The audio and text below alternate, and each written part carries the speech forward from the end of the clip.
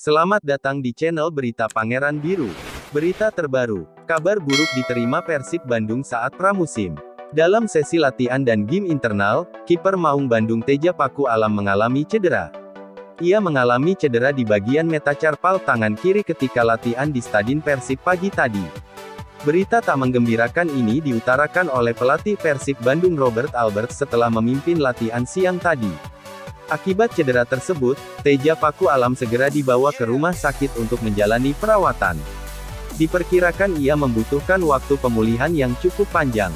Teja tadi mengalami patah jari dan dia kini sedang berada di rumah sakit dengan fraktur di jarinya. Akibat cedera ini dia harus menepi sekitar 2 bulan.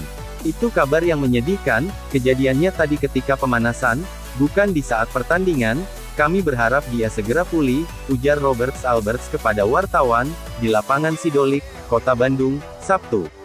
Dokter tim Persib Bandung, Raffi Gani pun membenarkan cedera fraktur yang dialami Teja Paku Alam, terjadi saat jeda pertandingan 20 menit babak pertama. Menurutnya, berdasarkan hasil ronsen, cedera Teja berada di bagian metacarpal 4 tangan kiri, dan tampak ada fraktur atau patah tulang. Seperti yang kita ketahui bahwa tadi pada saat latihan tadi, Teja Paku Alam mengalami cedera pada bagian lengan kirinya, dan tidak dapat melanjutkan pertandingan internal tadi, ujarnya saat ditemui di mes Persib, Sabtu. Proses terjadinya cedera, katanya, di saat Teja Paku Alam mencoba menepis sepakan bola yang mengarah pada bagian kanan, menggunakan tangan kirinya. Bola tersebut tepat mengenai titik lemah dari lengan kirinya, sehingga menyebabkan cedera. Pas selesai pertandingan babak pertama tadi, ada jeda sekitar 10 menit yang digunakan sedikit latihan para pemain di posisi penjaga gawang. Lalu di latihan itu, ada satu bola yang cukup keras dan berusaha dia Teja tepis, kemudian mungkin pas kena titik lemah di bagian lengan kirinya, yang akibatkan dia cedera, ucapnya.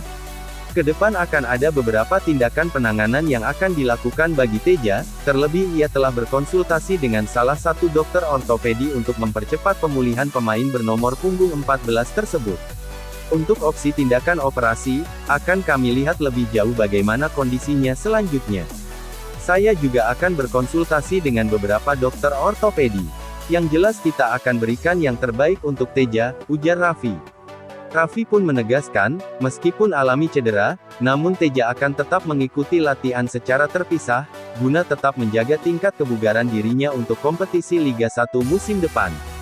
Jadi meskipun cedera di lengan kirinya, bukan berarti dia harus menepi total, tapi tetap akan ada latihan-latihan fisik dan kegiatan lainnya, agar tingkat kebugarannya tidak merosot jauh. Jadi tetap akan ada aktivitas, tapi bagian yang cederanya sementara harus diistirahatkan dulu, dan diobservasi supaya cepat pulih, katanya. Teja pun kemungkinan akan absen membela skuad Pangeran Biru untuk putaran awal Liga 1 2022 mendatang. Sebab, ia harus istirahat kurang lebih 2 bulan mendatang. Sementara Liga 1 direncanakan akan bergulir tanggal 27 Juli tahun 2022. Berita selanjutnya, Benny Okto sebentar lagi jadi milik Persib Bandung. Kini sang pemain sudah pamit dari Barito Putra. Persib Bandung akan segera bereni dengan mantan pemainnya. Maung Bandung dikabarkan sedang dalam tahap negosiasi dengan pemain ini untuk diproyeksikan menjadi pelapis David da Silva. Pemain ini adalah mantan pemain Persib Bandung pada beberapa musim lalu. Ia juga kini telah memutuskan untuk mengakhiri kontraknya dengan tim lamanya. Padahal sang pemain diketahui baru saja perpanjang kontrak. Saat ini Maung Bandung memang sedang memperkuat tim menjelang digelarnya Liga 1 2022. Sejumlah nama sudah berhasil didatangkan oleh manajemen ke Kota Kembang. Hanya saja Maung Bandung masih membutuhkan sejumlah pemain pelapis di posisi-posisi tertentu. Pemain tersebut adalah Benny Okto. Mantan penyerang Persib Bandung, Benny Oktovianto secara mengejutkan memutuskan untuk mengundurkan diri dari Barito Putra. Pengumuman pengunduran diri Benny Oktovianto disampaikan langsung olehnya melalui akun Instagram pribadinya @bennyoktovianto82.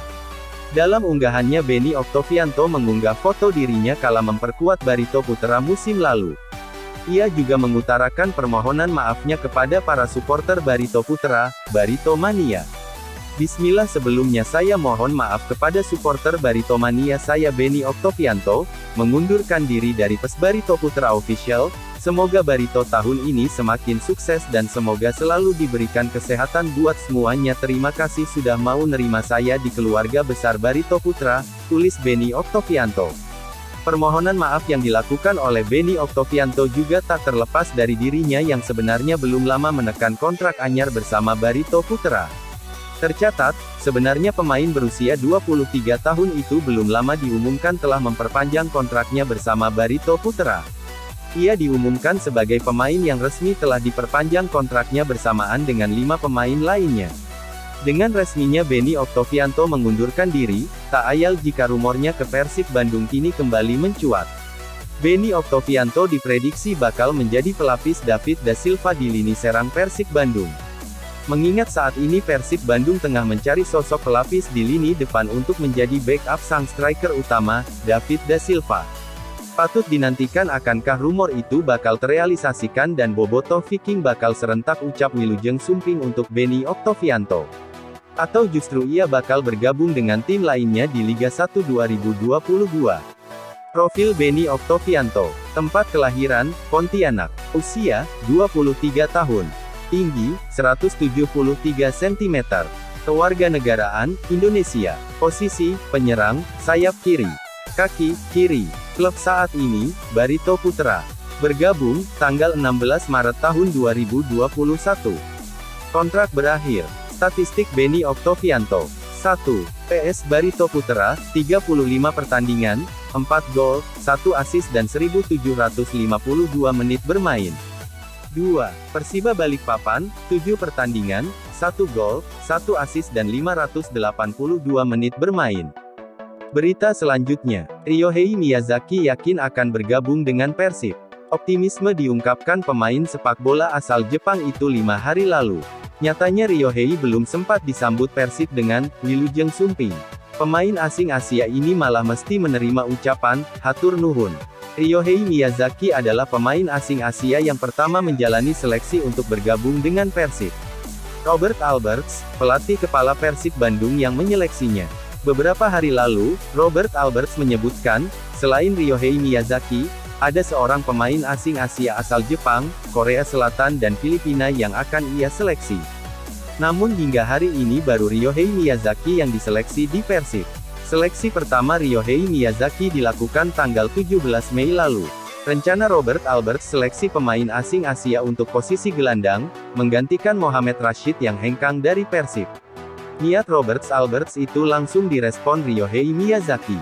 Ryohei Miyazaki meyakini dirinya bakal lolos seleksi dan menjadi bagian utama Maung Bandung di kompetisi kasta tertinggi Indonesia. Saya selalu optimis. Dan saya percaya bisa melewati proses seleksi bersama Persib, kata Ryohei Miyazaki. Tidak ada kendala cuaca. Komunikasi dengan pelatih juga lancar. Proses seleksi berjalan lancar, lanjut Ryohei Miyazaki saat itu.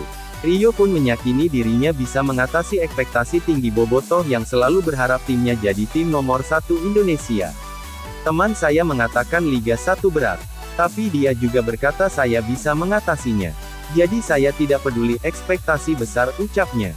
Maka pemain sepak bola asal negeri samurai ini menjalani seleksi dengan semangat, hingga hari ini Sabtu tanggal 21 Mei tahun 2022 di game internal. Ryohei akan dimainkan dalam game 11 lawan 11. Itu akan menjadi ujian sesungguhnya di lapangan, sambung Robert Alberts pada wartawan Jumat tanggal 20 Mei tahun 2022. Sayang, mimpi Ryohei Miyazaki tidak kesampaian. Robert Alberts menilai Ryo tidak memenuhi syarat untuk menggantikan posisi Mohamed Rashid. Kami sudah melihat penampilan Ryohei.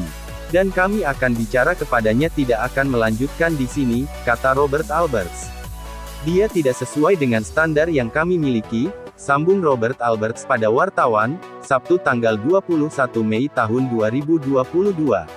Mimpi itu kandas dan harus ditinggalkan Ryohei Miyazaki. Ia harus mendapat ucapan, hatur nuhun, sebelum mendapat sambutan, Wilujeng Sumping, atau selamat datang dari manajemen dan pemain Persib. Ditunggu berita selanjutnya, jangan lupa like, komen dan subscribe. Terima kasih.